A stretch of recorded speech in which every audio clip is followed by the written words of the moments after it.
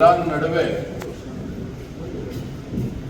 ಕಳೆದ ಕೆಲವು ದಿನಗಳಿಂದ ಯುದ್ಧ ನಡೀತಾ ಇದೆ. ಇದರ ಪರಿಣಾಮ ಅಂತಾರಾಷ್ಟ್ರೀಯ ಮಟ್ಟದಲ್ಲಿ ತೈಲ ಬೆಲೆ ಹೆಚ್ಚಾಗ್ತಾ ಇರುವಂಥದ್ದು. ಅಮೆರಿಕ, ಆಸ್ಟ್ರೇಲಿಯಾ, ಬೇರೆ ಬೇರೆ ದೇಶಗಳಲ್ಲಿ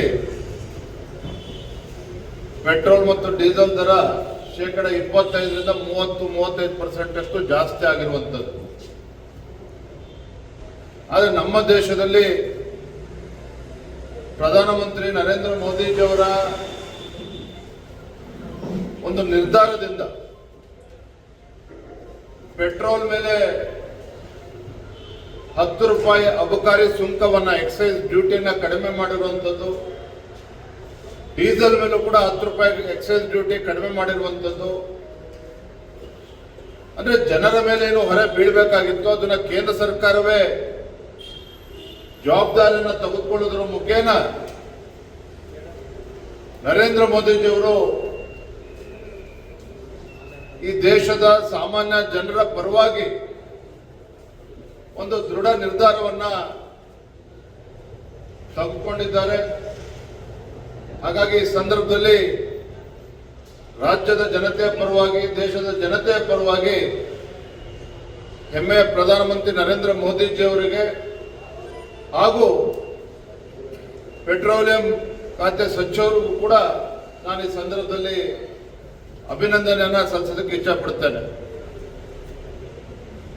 ನಮ್ಮ ರಾಜ್ಯದಲ್ಲಿ ಮಾತಾಡ್ತಿದ್ರೆ ಕಾಂಗ್ರೆಸ್ನವರು ಈ ಸರ್ಕಾರ ಕೇಂದ್ರ ಸರ್ಕಾರವನ್ನು ಟೀಕೆ ಮಾಡೋದ್ರಲ್ಲೇನೆ 3 ವರ್ಷಗಳ ಕಾಲಹರಣ ಮಾಡಿದ್ದಾರೆ. ಆದ್ರೆ ನರೇಂದ್ರ ಮೋದಿಜಿಯವರ ಜನಪರ ಕಾಳಜಿ ಏನು ಅನ್ನೋದನ್ನ ರಾಜ್ಯದ ಮುಖ್ಯಮಂತ್ರಿಗಳು ಕೂಡ ಅರ್ಥ ಮಾಡ್ಕೋಬೇಕಾಗ್ತದೆ, ಅವರ ಸಚಿವ ಸಂಪುಟ ಸದಸ್ಯರು ಕೂಡ ಅದನ್ನ ಅರ್ಥ ಮಾಡ್ಕೋಬೇಕಾಗ್ತದೆ. Yes sir.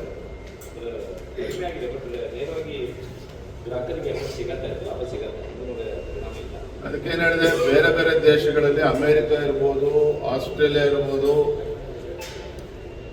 25%, 30%, 35% ಜನರ ಮೇಲೆ ಹೊರ ಬೀಳ್ತಾ ಇದೆ.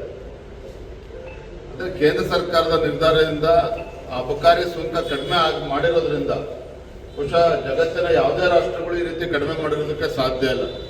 ಅಂತ ದೃಢ ನಿರ್ಧಾರವನ್ನು ಪ್ರಧಾನಮಂತ್ರಿಗಳು ಮಾಡಿರುವಂಥದ್ದು ಸ್ವಾಗತ ಮಾಡ್ತಾರೆ. ಕೇಂದ್ರ ಸರ್ಕಾರ ವೈಫಲ್ಯ ಆಗಿದೆ, ಈ ಒಂದು ಕ್ರೈಸಿಸ್ ಅನ್ನು ನಿಭಾಯಿಸುವಲ್ಲಿ ಅಂತಾನೆ ಟೀಕೆ ಮಾಡ್ತಾರೆ ಕಾಂಗ್ರೆಸ್.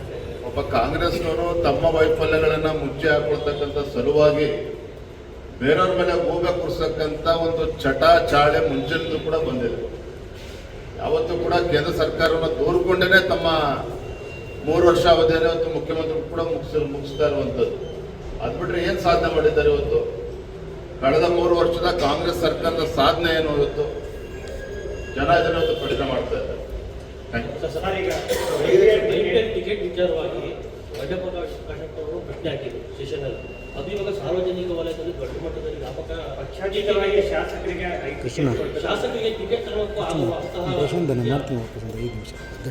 ನಾನು ನಿನ್ನೆ ಆಡಳಿತ ಪಕ್ಷದ ಶಾಸಕರು, ವಿರೋಧ ಪಕ್ಷದ ಶಾಸಕರ ಹೇಳಿಕೆಗಳನ್ನು ಗಮನಿಸಿದ್ದೇನೆ.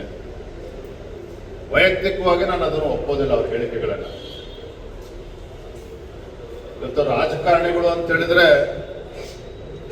ಜನಸಾಮಾನ್ಯರು ಯಾವ ರೀತಿ ನಮ್ಮನ್ನ ನೋಡ್ತಾರೆ ಅಂತಕ್ಕಂಥ ದಿನನಿತ್ಯ ಪತ್ರಿಕೆಗಳಲ್ಲಿ, ಟಿವಿಗಳಲ್ಲಿ ನಾವು ನೋಡ್ತಾ ಇದ್ದೇವೆ. ಕಳೆದ ಬಾರಿ ಇದೇ IPL ಮ್ಯಾಚ್ ಸಂದರ್ಭದಲ್ಲಿ ಆಡಳಿತ ಪಕ್ಷದ ಮೂರ್ಖತನದಿಂದ 11 ಜನ ಮುಗ್ಧರು ಪ್ರಾಣವನ್ನ ಕಳೆದುಕೊಂಡ್ರು. ಅದಿನ್ನೂ ಕೂಡ ರಾಜ್ಯದ ಜನ, ದೇಶದ ಜನ ಮರ್ತಿಲ್ಲ. ಆದ್ರೆ ಇಂಥ ಸಂದರ್ಭದಲ್ಲಿ ಇಂಥ ಹೇಳಿಕೆಗಳ ಅವಶ್ಯಕತೆ ಅಂತ ನನಗಂತೂ ಅರ್ಥ ಆಗೋದಿಲ್ಲ. ನಾನಿದ್ರ ಪರವಾಗಿಲ್ಲ. ಒಬ್ಬ ಶಾಸಕರಾಗಿರ್ತಕ್ಕಂಥವ್ರು, ಜನಪ್ರತಿನಿಧಿ ಆಗಿರ್ತಕ್ಕಂಥವ್ರು, ಜನಸಾಮಾನ್ಯರಿಗಿಂತ ನಾವು ವಿಭಿನ್ನ ಆಗಿದ್ದೇವೆ, ನಾವು VIP ಅಂತಕ್ಕಂಥದ್ದು ಇದು ಖಂಡಿತ ಇದು ಒಳ್ಳೆ ಬೆಳವಣಿಗೆ ಅಲ್ಲ. ಇದಕ್ಕೆ ನನ್ನ ಬೆಂಬಲ ಇಲ್ಲ.